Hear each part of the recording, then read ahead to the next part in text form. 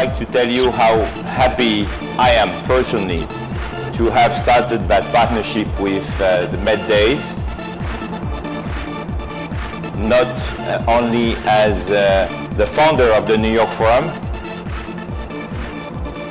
but as a citizen of Morocco. And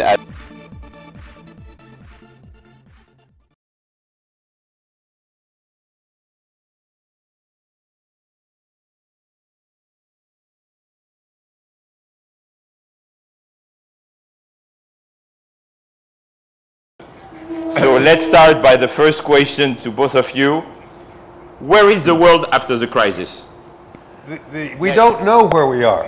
And we don't know where we are because the world is a very complex place. And furthermore, the world is a place where the actors are making decisions and driving the system who do not either understand the world very well. So it's like being a boat in which the oarsman, the steerer cannot see ahead, and besides, he's a little crazy. Do we want the market or do we want the state to help us today? Our governmental bodies in the world are part of the problem because they do not understand at all well how the economy works, how the global economy works. Our leaders think that, based on a conventional theory, that somehow what's wrong with exchange rates is the fact that they do not reflect fundamentals. And therefore, they focus on making the exchanges more related to fundamentals. The evidence and the theory suggest the opposite. Exchange rates are related to fundamentals, and precisely because they are related to fundamentals, they have a tendency to fluctuate, and they sometimes fluctuate excessively. So that once we recognize that exchange rates can fluctuate excessively and yet they depend on fundamentals, an intermediate view of the relationship between the market and the state in terms of exchange rates actually emerges. Yeah. Namely, the state should allow markets to fluctuate because they perform an essential function, but yet it should institute policies to prevent their excessive nature of the magnitudes of the fluctuations. That's something that G20 has not considered, and that misses the point of the eventual reform. Thank you, Roman.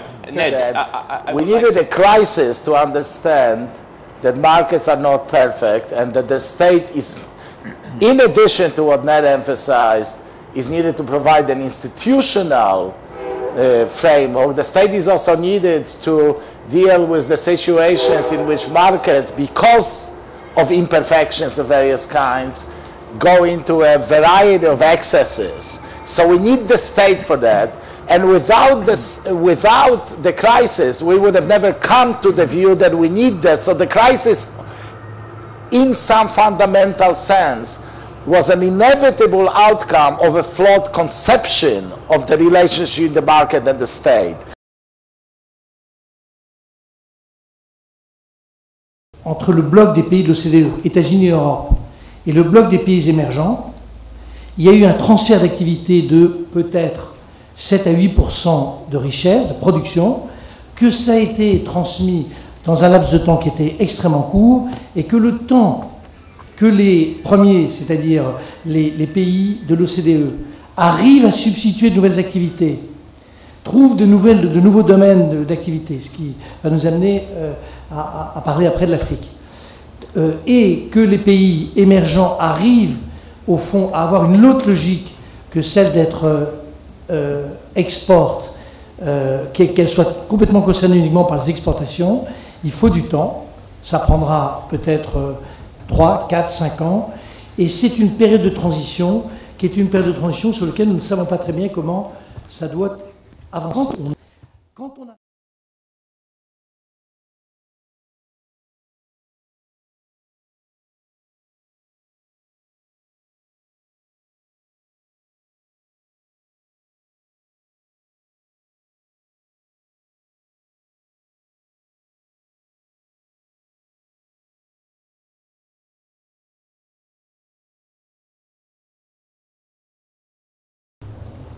il me semble que parfois on est un peu trop candide et que parfois on fait un peu preuve de naïveté dans ces questions qui sont vraiment des questions extrêmement sérieuses. Laissez-moi, je vais illustrer cela. Ce qu'on demande, c'est qu'il y ait une concurrence qui soit une concurrence, je dirais, saine, loyale.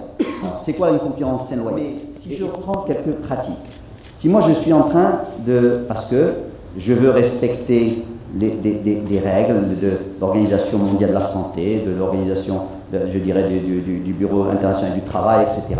Et donc, je ne n'emploie pas d'enfants, je fais travailler des gens, je leur donne un salaire minimum, je leur donne une couverture sociale, je leur donne une couverture médicale, je leur assure une retraite. Ça vient gréver normalement mes coûts de production, c'est bien. Maintenant, il faut que si jamais je suis en concurrence avec d'autres pays, qu'on ait la même structure, je dirais, de coût. S'il n'y a pas cette même structure de coût, ben moi je dis à ce moment-là, pourquoi les règles de l'OMC, telles qu'elles ont été décrites, doivent être absolument respectées. Ça, vous êtes en train de nous dire qu'il faut revenir à une certaine forme de protectionnisme? Non, c'est justement, c'est exactement pour ça, c'est exactement ce que je ne veux pas dire. Moi je dis, les règles, l'OMC c'est bien, elle nous a permis, nous Marocains, de se développer, on continue à se développer, il y a des secteurs qui n'existent plus, d'autres qui ont été créés, je peux peut-être appeler ça la destruction positive, bah, tant mieux, mais ce que je dis, c'est que si on ouvre entièrement le domaine du commerce, il faut qu'on puisse avoir les mêmes armes, ou il faut qu'on ait les mêmes pratiques. Si je prends une monnaie et que cette monnaie, je la maintiens artificiellement en dessous de son seuil réel, eh bien je donne de la compétitivité à mes exportations. Voilà un peu ce que je dis.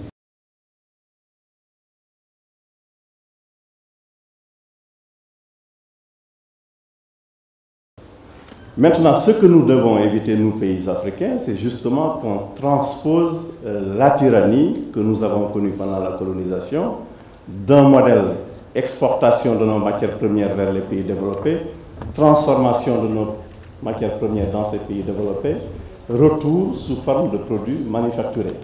Ce modèle ne nous a pas servi pendant 50 ans, il faut éviter qu'il se réédite avec la Chine.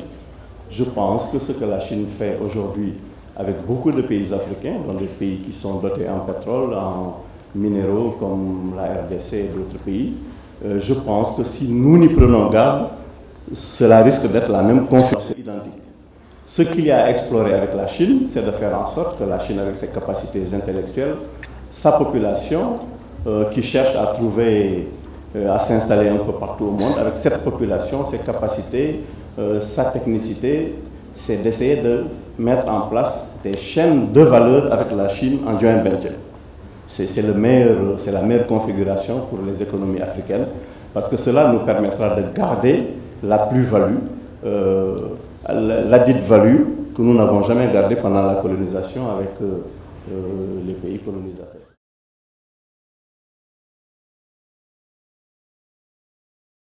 Il y a deux dangers massifs aujourd'hui pour les 3-4 années qui viennent pour le monde. Premièrement, c'est un problème de véritable, non pas dépression, pas de croissance négative, mais une croissance très très faible en Europe et aux États-Unis. Et deuxième aspect, M. Phelps ne l'a pas évoqué, mais c'est la glissade du dollar, c'est-à-dire un effondrement brutal du dollar sur une raison ou sur une autre. Comme vous le savez, l'histoire n'est jamais écrite et on ne sait jamais ce qui peut se passer. Ce ne serait pas bon ni pour les États-Unis, ni pour le reste du monde.